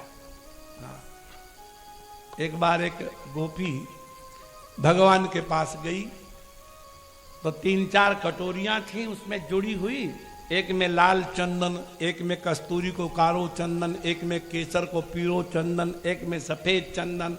अब वो स्टैंड पीछे छिपाए के बुरुश लेके और श्याम सुंदर के पास गई और बोले क्यों नंदन तुम तो सकल कलाविद हो। तो भगवान बोले और का तू होएगी गंवारी, हम तो हैं सकल कलाविद। तो झट उसने कटोरियां सामने कर दी, अगर सकल कलाविद हो तो हमारे कपोल पर कोई चित्रकारी बना के दिखाओ। अब प्रेस्टीज का मामला हो गया। भगवान ने सोचा नहीं बनाऊंगा, दुनिया भर में बदनामी करेगी, इसको कुछ आता नहीं। भगवान ने बुरुश उठाया, बड़ा सुंदर एक रंगोली उसके कपोल पर बना दी। अब भगवान बनाए तो कैसी बनेगी। और उसने दुपट्टा कान पे चढ़ाया और सीधे किशोरी जी के पास पहुंची, राधा रानी के पास, और वही गाल उनकी ओर करके बैठ गई और बातें करने लगी। राधा रानी जान गई कि ये हमको दिखाने, तो सबे बातें करी लेकिन नाई पूछी तो नाई पूछी। उसका धैर्य टूट गया। उसने कहा क्यों किसने उरीजू, पूछोगी ना किन्ने बनायो। तब राधा रानी कहती है मां गर्व मुदवह कपोल तले चकास्ती। कौन सी लीला है लो आचार्यों न लिखी हो। तेरे कपोल के ऊपर श्री कृष्ण के द्वारा रची गई ये पत्रावली सुशोभित हो रही है, इस बात का घमंड मत कर। डांट दिया उसको। मां गर्व मुदवह, गर्वम मां उद्वह, घमंड न कर कि कपोल तले चकास्ती, कि तेरे कपोल पाली पर सुशोभित है श्री कृष्ण हस्त रचिता तव पत्रवल्ली। श्री कृष्ण के हाथ से बनाई गई पत्रावली तेरे कपोल पर सुशोभित है, इस बात का अधिक गर्व करने की आवश्यकता। तो सखी कहती किशोरी जो बुरो मती मनियो, तुम्हारे तो कबू बनाई ना है और हमें बनाई नहीं, तो तुम कह रहे हो घमंड न करो। तो किशोरी कहती हैं कि अन्यापि कापि खलु भाजन मीदृशीनाम वैरी न चेद भवति बे पथुरंतराय। मुझ जैसी भी इस रचना का पात्र बन सकती थी, तू तो खुद गई थी लेकर के कटोरी ब्रश। और भगवान नंद नंदन श्याम सुंदर मुरली मनोहर हजारों बार मेरे पास चंदन और ब्रश लेके आए, और जैसे मैंने कपोल खोला उनके पसीना निकल गया, बेहोशी छा गई, कपकपी आ गई, बुरुस गिर गया, चंदन ढुलक गया। तू तो पत्थर की दीवार है, तेरे ऊपर उन्होंने बना दिया। कौन भाग्यशाली हुआ? बोलो राधे राधे। हमें तो देख के उनके होश ही गुम हो जाते हैं। अन्यापि कापि खलु, हम जैसी भी कोई भाजन मीदृशी नाम, ऐसी रचनाओं की पात्र मैं भी बन सकती थी, लेकिन वैरी न चेद भवति, लेकिन कपकपी, बेहोशी और पसीना हमारे दुश्मन बन गए और उन्होंने बनने ही नहीं दिया। वैरी न चेद भवति वे पथुरंतराय। तो जरा विचार करो, पृथ्वी माता के ऊपर जब भगवान निज चरण रख करके उसको अलंकृत करते होंगे, सजाते होंगे, तो पृथ्वी तीनों लोगों को नहीं दिखाती होगी। और बहुत गर्भ आ गया तो भगवान छोड़कर चले गए। ये प्रमाण है, और ये भागवत का श्लोक हमारा नहीं है कि भगवान नंगे पैरों जब चलते थे पृथ्वी पर तो उनके चरण चिन्ह पृथ्वी पर पड़ते पड़ते पृथ्वी इतनी सज जाती थी। त्रिनत्तरोच उपलब्ध ततो विभूतिम, विभूतिम माने श्रृंगार रचनाम। भगवान हमारे श्रृंगार की रचना खुद करते थे अपने चरणों से, हम उनके लिए रो रही है। मतलब भगवान जन्म लेते ही माता पिता छूटे और 11 वर्ष तक पैरों में कुछ पहनने को नहीं मिला। और कथाएं तो आपने सुनी होगी, लेकिन मूल में कुछ और होता है, सुनाते कुछ और है। 2.5 वर्ष की अवस्था में गोकुल छूट गया और 11 वर्ष की अवस्था में वो मथुरा गए। और जब कुब्जा ने भगवान से सुंदरता पाने के बाद कहा कि हमारे घर चलो, तो भगवान ने जो कहा संतों का हृदय फट जाए। भगवान कहते ए श्यामिते गृहम शुभ्रू, आज बहुत दिन के बाद किसी ने मुझे कहा है कि हमारे घर चलो। हमें तो पता ही नहीं है कि घर का सुख होता क्या है।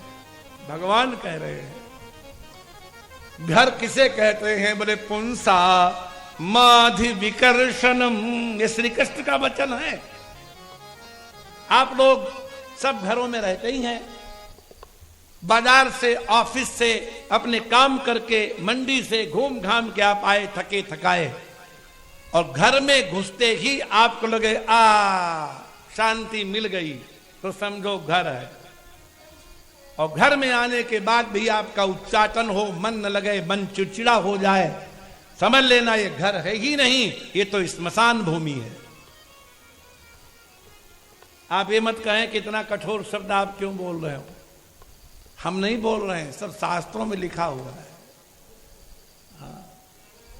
न यत्र वेद ध्वनि गर्जितानि न विप्रपादोदक पंकिलानि स्वाहा स्वधाकार विवर्जितानि स्मशान तुल्यानि गृहाणि तानि। जिनमें ये लक्षण न हो, जिन घरों में, समझो वो घर नहीं है। राधे राधे बोलो। हम लोगों को बहुत घरों में जाने का अवसर मिलता है तो सब अनुभव होता है। कोठी बहुत सुंदर है, जी होता जल्दी चलो, और घर बड़ा साधारण है, जी होता यहीं विश्राम करने लग जाओ। जिनके घरों में कभी वेद और शास्त्र की ध्वनि का गर्जन नहीं होता। न वेद शास्त्र ध्वनि गर्जितानी और न विप्रपादोदक पंकिलानी। किसी सत्पुरुष, किसी मान्य, किसी ब्राह्मण, किसी संत, किसी सज्जन के चरणों का धोया हुआ जल जिनके आंगन में कभी नहीं गिरता। भोजन कराओगे तो चरण धोएंगे कि नहीं? बोलो राधे राधे। और स्वाहा स्वधाकार विवर्जितानी। आप लोग इतने बैठे हैं, स्वाहा तो सब सुने हैं, स्वधा किसने किसने सुना है? हर साल सुनते हैं, नहीं सुने? तो आप लोग श्राद्ध नहीं करते पिता माता की? बेचारे पिता माता वर्ष में एक दिन आपके द्वार पर आते हैं। कितने दिन? हमारा आपका एक महीना पितरों का दिन रात होता है। तो पितृगण अपने हिसाब से एक दिन के लिए आते हैं, जो यहां 15 दिन बीत जाते हैं। हमारा जो कृष्ण पक्ष है वो पितरों का दिन है, और हमारा जो शुक्ल पक्ष है ये पितरों की रात है। तो अपने हिसाब से पितृगण आते हैं एक दिन को। कितने दिन को? और तब हम अगर कृतज्ञ हैं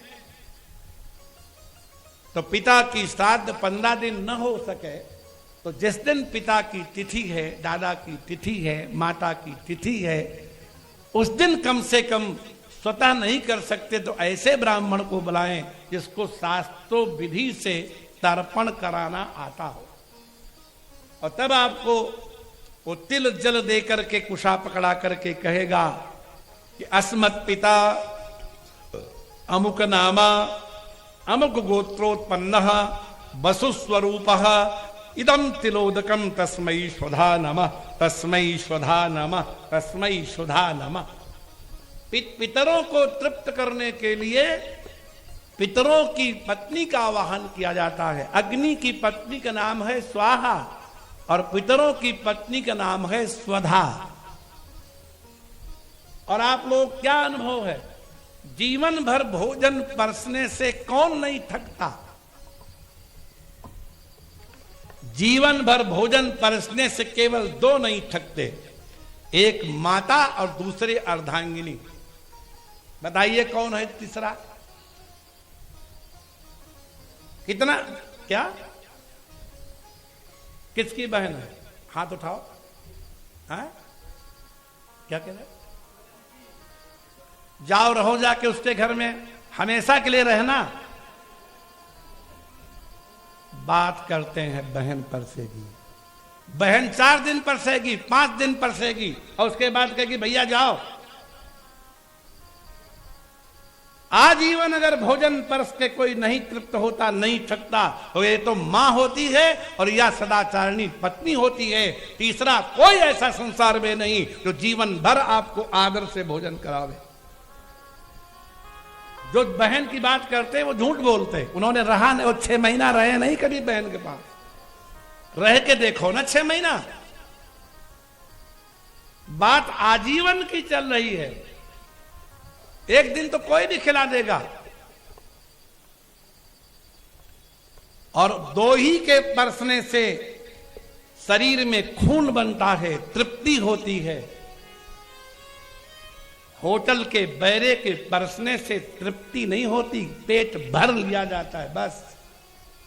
माता का जो आशीर्वाद है और पत्नी का जो स्नेह है वही शरीर को पुष्ट करता है।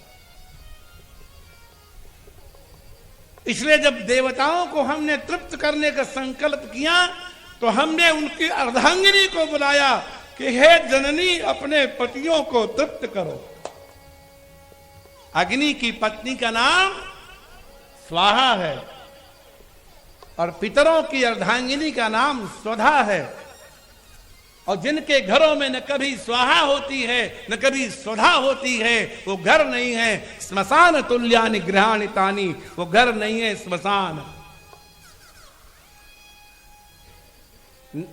न वेद शास्त्र ध्वनि गर्जितानि न विप्रपादोदक पंकिलानी स्वाहा सुधाकार विवर्जितानि स्मशान तुल्यानि गृहाणितानि। तो कुब्जा ने कहा कि आप हमारे घर चलो, तो भगवान के आंसू निकल आए और भगवान ने कहा एष्यामिते गृहं शुभ्रू, हम तेरे घर जरूर आएंगे। तो घर उसी को कहते हैं पुंसामादि विगर्शनम, तो घर में प्रवेश करते ही हृदय की सारी पीड़ा दूर हो जाए। शरीर की भले न दूर हो, थके थकाए हो, हृदय की शांति मिले। साधितोर्थो गृहाणाम नः, हे देवी, हे शैलेंद्री, हमें नहीं मालूम घर का सुख क्या होता है। अगृहाणाम, हम बिना घर वाले हैं, और तुम जैसे गृहस्थ ही पांथानाम तुम परायणम, हम पथिक हैं और तुम जैसे गृहस्थ ही उनका आश्रय है। ब्रज का नाम आपने सुना होगा, ब्रज 84 कोस। ब्रज नाम का कोई गांव नहीं है। मथुरा है, वृंदावन है, गोकुल है, बरसाना है, दाऊ जी है, गिरिराज जी है। ब्रज कहते हैं लकड़ियों के बनाए हुए उस बाड़े को जिसके अंदर गायें बंद करके डंडा लगा दो।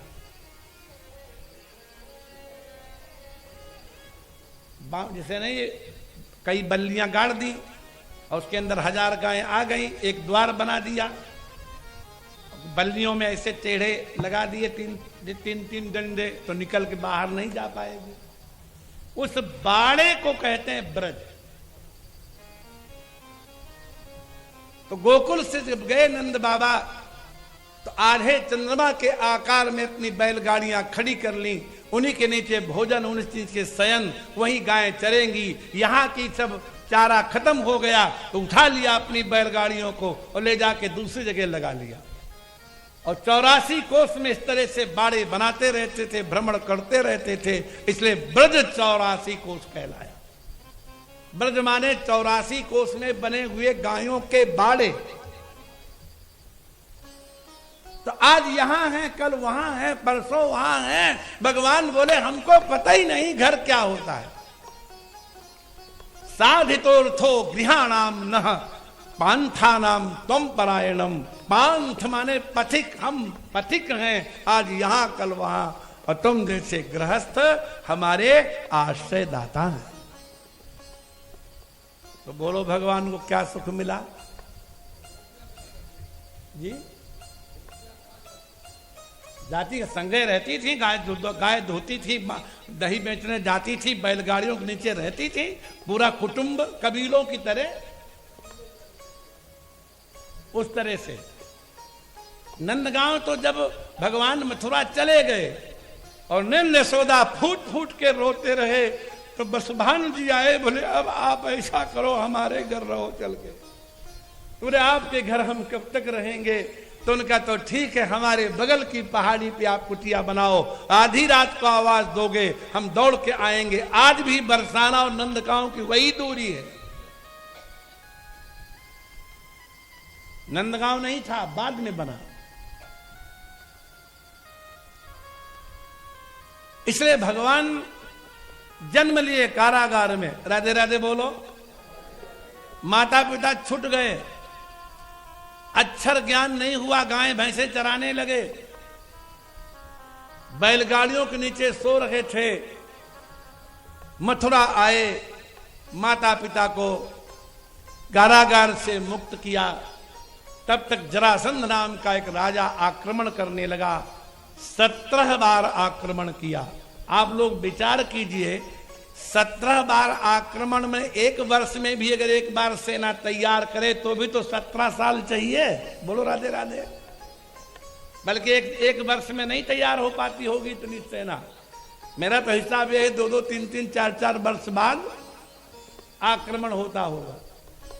और 17 बार आक्रमण जब झेल चुके, तब उन्होंने कहा बस अब हमको यहां नहीं रहने देगा। तो जन्मभूमि छूट गई और भाग करके समुद्र के किनारे रहना पड़ा। बलदाऊ जी का तो जुगाड़ से हो गया था ब्याह, बोलो राधे राधे। ब्याह क्या हो गया था, वो ककुंबी नाम के राजा थे, उनकी बहुत सुंदर एक बिटिया थी, इतनी सुंदर समझो, इतनी सुंदर। तो उन्होंने सोचा कि हमारी बिटिया के लायक कोई दिखता ही नहीं, तो बड़े योगी थे, बिटिया का हाथ पकड़ा, सीधे ब्रह्मलोक पहुंचे। और ब्रह्मा जी के यहां उस समय हो रहा था संगीत। जब संगीत पूर्ण हुआ तो ब्रह्मा जी ने कहा, राजन कैसे आए? बोले आपने हमारी इतनी सुंदर बिटिया बनाई, इसके लायक दुल्हा कौन बनाया? तो ब्रह्मा जी बोले, जितनी देर तुम यहां खड़े रहे, इतनी देर में पृथ्वी में 27 चतुर्युगी बीत गई। जिनको तुम छोड़ के आए थे उनके तो लड़के बच्चे नाती पोते भी नहीं हैं। अब जल्दी तुम चले जाओ, शेषावतार बलराम जी वहां विराजमान हैं, अपनी बिटिया तुम उनको दे दो। तो रेवती की लंबाई थी 21 हाथ। कितनी? हाँ। और दाऊ जी की लंबाई थी 7 हाथ। बोलो जोड़ी बनी कि नहीं बनी? बोलो राधे राधे। हाँ। और भगवान कृष्ण कौतुक करते, कभी चंपा की, कभी चमेली की, कभी बेला की, बढ़िया बढ़िया माला बना के लाते और कहते, दाऊ ये भाभी पर बहुत जमेगी, पहनाओ। और दाऊ पकड़ते तो बड़ा उचकते, कहीं ऊपर चढ़ते, कहीं जो है कोठी पर चढ़ते, और कभी नहीं पहुंचते तो खूब ताली बजा बजा के भगवान उनका हंसी उड़ाते। एक दिन दाऊ को आ गया गुस्सा, किया, आपने हल को बुलाया। अच्छा ये सब हल हैं, चक्र सुदर्शन है, त्रिशूल है, सब चैतन्य है, बोलते चालते हैं। हल ने कहा, गुरुदेव क्या आदेश है? बोले इसको छोटी कर दो। तो हल गया और जाकर के रेवती के कंधे पे ऐसे धर गया और वहीं से पूछा, प्रभु कितनी छोटी करें? राधे राधे। तो दाऊ थोड़ी देर सोचते रहे। ये गर्ग संहिता में कथा ऐसे ही लिखी हुई है। दाऊ जी सोचते रहे और फिर बोले कि तुम इसको मेरे कान के बराबर कर दो। तो जब से कान के बराबर दाऊ जी की पत्नी रेवती को हल ने किया, तब से सारी पत्नियां अपने पतियों के कान में ही लगी रहती और मंत्र देती रहती। बोलो राधे राधे। हाँ। सही बात है कि नहीं बिटिया? ऐसे ऐसे करो। हाँ। ये उपहास नहीं है। पुरुष की सबसे ज्यादा हितैषणी और सहयोगी और मंत्रणा देने वाली अर्धांगिनी होती है। भगवान कृष्ण के गुरुदेव का नाम आपने सुना ही होगा, संदीपनी, जिन्होंने पढ़ाया था। संदीपनी की जो अर्धांगिनी थी वो काकवंध्या थी। 5 प्रकार की वंध्या स्त्रियों का वर्णन है शास्त्रों में। उसमें शुद्ध वंध्या, अपुष्पा, श्रवदगर्भा, मतार्भका और काकवंध्या। समझ गए होंगे आप सब लोग। तो उसमें जो एक बार ही संतान देती है, एक ही बार जीवन में गर्भ धारण करती है, उसको कहते हैं काकवंध्या, कौवा की तरह। और संदीपनी की पत्नी काकवंध्या थी। एक संतान हुई, समुद्र में डूब गई। भगवान ने जब सब विद्या पाली, कहा गुरुदेव दक्षिणा लो। तो गुरु जी ने सोचा इतने चमत्कारी चेले से दक्षिणा लेने के लिए किसी से सलाह लेनी चाहिए। तो किससे सलाह ली? संदीपनी जैसा गुरु। सम्मंत पत्निया समहार्णवे मृतम बालम प्रभासे वरयाम बभूव। अर्धांगिनी से सम्मति ली कि कृष्ण दक्षिणा देना चाहते हैं, हमें क्या मांगना चाहिए? तब पत्नी कहती है, हे स्वामी, संतान के लिए पुरुष स्त्री का संग्रह करता है और जो स्त्री संतान न दे पावे उसका विवाह व्यर्थ हो जाता है। मैं आपके घर आई, एक संतान दी, वो भी चली गई समुद्र में। आप मेरे जीवन को सार्थक कीजिए और भगवान से हमारे मरे हुए पुत्र को ही दक्षिणा में मांग लीजिए। ये बात है। और वहां से आए भगवान पढ़ पढ़ा के जरासंध ने बहुत तंग किया, अंत में चले गए द्वारका। बड़ी मुश्किल में ब्याह हुआ, कोई विवाह इज्जत से नहीं हुआ। इतनी कथा सुन चुके, बताओ कौन सा ब्याह हुआ जहां लड़की का पिता अपने कुटुंबियों के साथ आया हो और भगवान को पटा पे बिछा के तिलक किया हो? है? कोई छीन के, कोई झपट के, कोई बाई चांस, कोई एक्सीडेंटली, कोई डर में। और ब्याह होने के बाद एक ही सुहृद थे, मित्र थे पांडव, उन पर विपत्ति ही पड़ती रही। वहां भागे वहां भागे, दौड़ते ही रह गए और वृद्धावस्था में उनको भयानक युद्ध करना पड़ा। और युद्ध के बाद कुछ सुख पा सकते थे, सारा कुटुंब उनके सामने ही लड़कर के समुद्र के किनारे मर गया।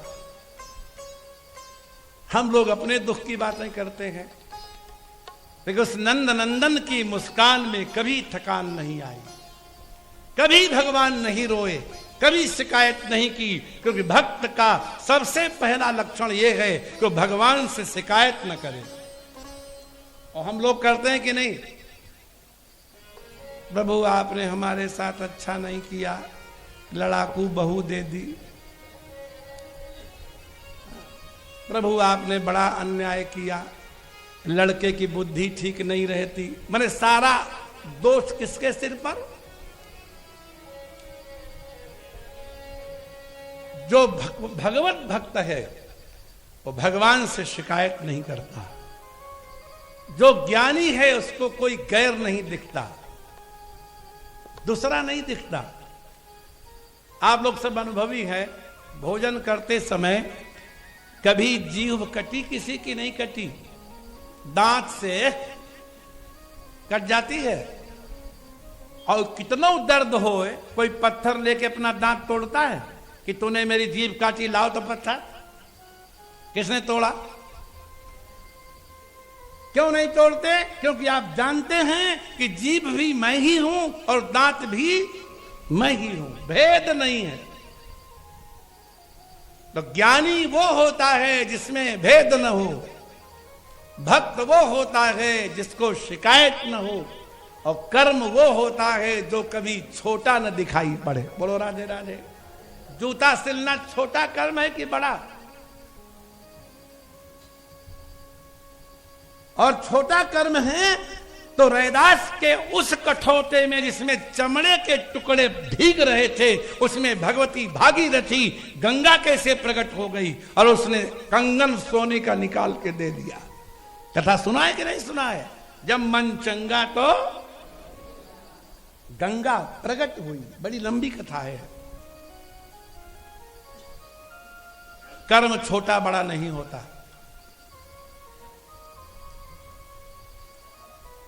हनुमान जी से बड़ा कौन है और कौन से सेवा नहीं की? जब जब भगवान से कोई कहता है कुछ कथा सुनाओ,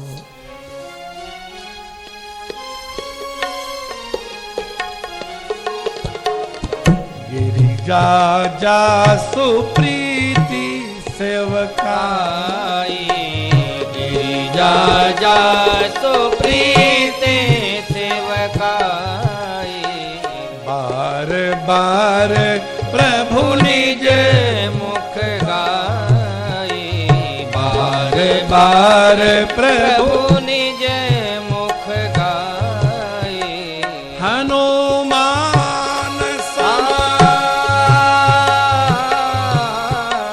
हनुमान सम नहीं बड़ भागी, हनुमान नहीं बड़ भागी, नहीं को राम चरण अनुरागी, नहीं को राम चरण अनुरागी। जा जा सो प्रीति सेवकाई, गिरिजा जा सुप्रीत सेवकाई, बार बार प्रभु निज मुख गाई, बार बार प्रभु निज मुख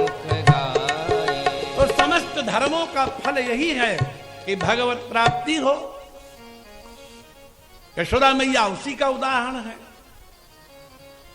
लेकिन लक्ष्मण जी कहते हैं कि हमको नहीं चाहिए सुख संपत्ति, धर्म नीति उपदेशीय ताही, कीरति सुगति भूति भली जाएगी।